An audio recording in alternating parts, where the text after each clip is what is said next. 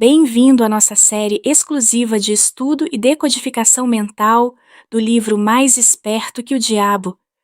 Aqui nós analisamos cada capítulo sob a ótica da neurociência, da psicologia e do comportamento humano, porque aquilo que você não compreende acaba controlando você.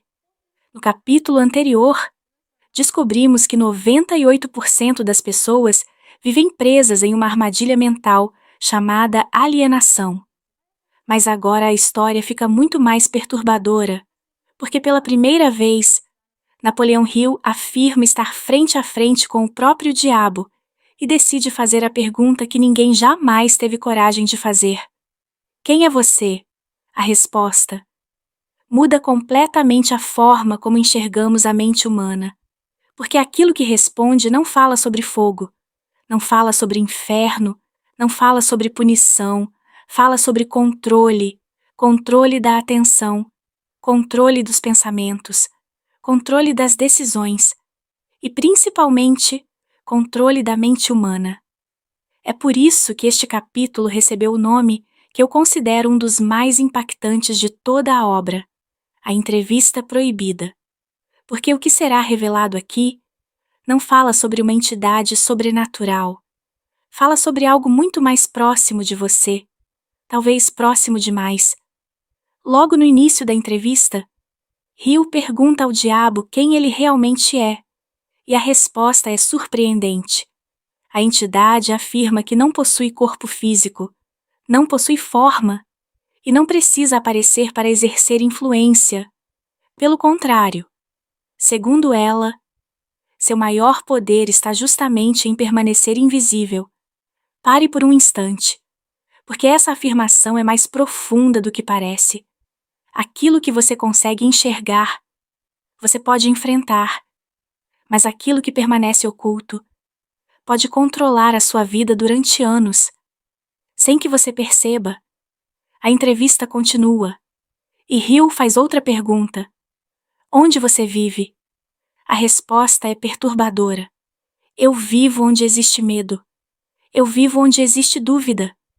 Eu vivo onde existe indecisão. Eu vivo onde as pessoas entregam o controle da própria mente. E é exatamente nesse ponto que o livro deixa de ser apenas uma obra filosófica e começa a dialogar diretamente com a ciência moderna. Hoje sabemos que uma enorme parte dos nossos comportamentos acontece sem participação consciente. Grande parte das nossas decisões diárias não nasce da lógica. Nasce de padrões automáticos, hábitos, emoções, experiências passadas e crenças que foram sendo instaladas ao longo da vida. Em outras palavras, existe uma parte da sua mente que influencia suas escolhas, mesmo quando você acredita estar totalmente no controle. E talvez seja exatamente isso que Hill estava tentando representar através dessa entrevista. A conversa avança, e então vem uma das revelações mais importantes de todo o livro. Quando Hill pergunta qual é a principal arma utilizada para controlar os seres humanos, a resposta é direta. O medo, medo da crítica, medo da pobreza, medo da rejeição, medo do fracasso, medo da opinião dos outros. Porque uma pessoa dominada pelo medo abandona sonhos, adia decisões, aceita menos do que merece e passa a viver em modo de sobrevivência. Agora perceba algo impressionante.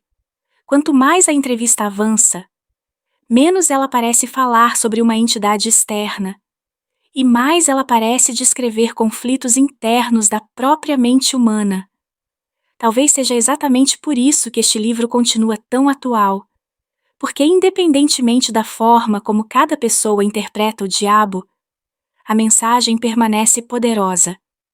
Aquilo que você não reconhece dentro de si acaba assumindo o controle. E então chegamos ao ponto central deste capítulo. A verdadeira batalha não acontece fora. Acontece dentro dos seus pensamentos, das suas crenças, dos seus medos, dos seus padrões automáticos, dos comportamentos que você repete sem questionar. E é exatamente por isso que a consciência é tão poderosa, porque aquilo que se torna consciente perde parte do seu poder sobre você. Como dizia Carl Jung, enquanto você não tornar consciente aquilo que está inconsciente, ele continuará dirigindo a sua vida, e você chamará isso de destino. Então eu quero deixar uma pergunta para você. Qual medo tem dirigido as suas decisões nos últimos anos? O medo de fracassar? O medo de ser julgada? O medo de não ser suficiente? O medo de começar? Ou o medo de mudar?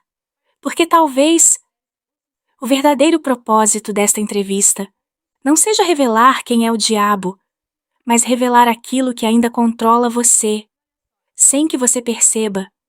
Se este conteúdo fez sentido para você, inscreva-se no canal, ative as notificações e escreva nos comentários a frase "Eu assumo o controle", porque toda transformação começa quando alguém decide enxergar aquilo que antes estava oculto.